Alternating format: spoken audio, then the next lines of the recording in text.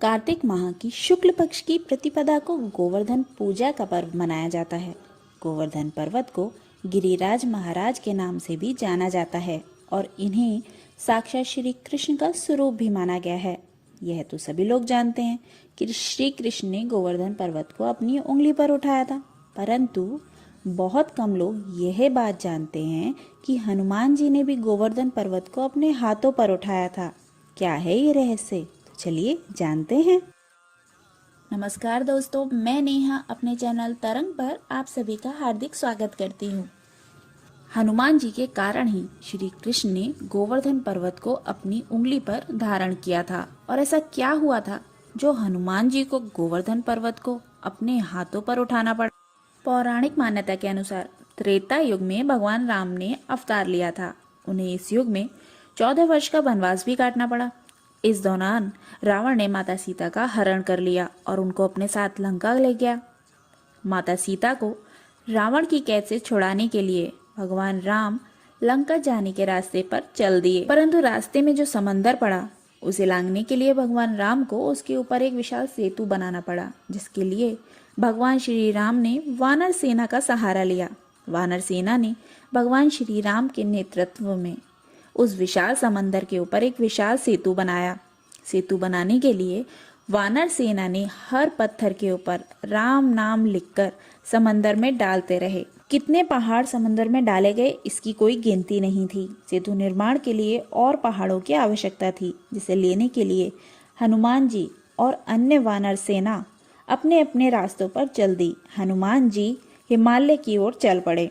जब वह हिमालय पहुंचे तो वहां से वह एक पर्वत सेतु निर्माण के लिए उठाने लगे।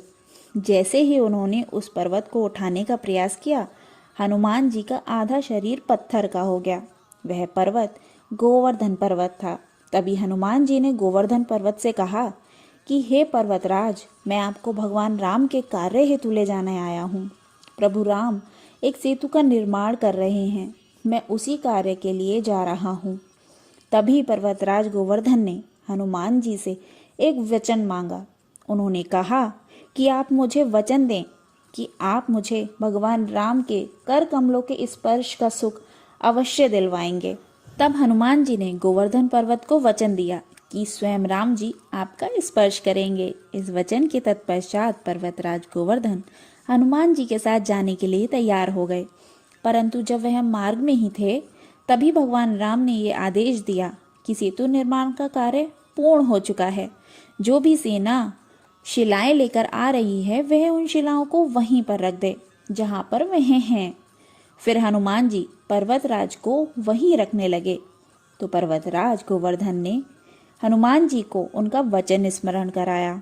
इस पर हनुमान जी ने गोवर्धन पर्वत से कहा कि भविष्य में राम जी आपका स्पर्श अवश्य करेंगे। फिर हनुमान जी गोवर्धन पर्वत को वहीं ब्रज भूमि पर रखकर राम जी के पास पहुंच गए और वहां पहुंचकर उन्होंने राम जी से सब हाल कह सुनाया। इस पर राम जी ने भी हनुमान जी को आश्वासन दिया कि उनका वचन अवश्य पूर्ण होगा।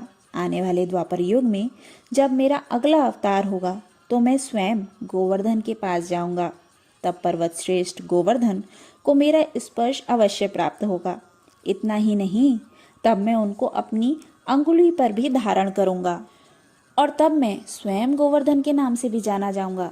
उस दिन से गोवर्धन को और उसके एक एक कण को मेरा स्वरूप मानकर पूजा जाएगा।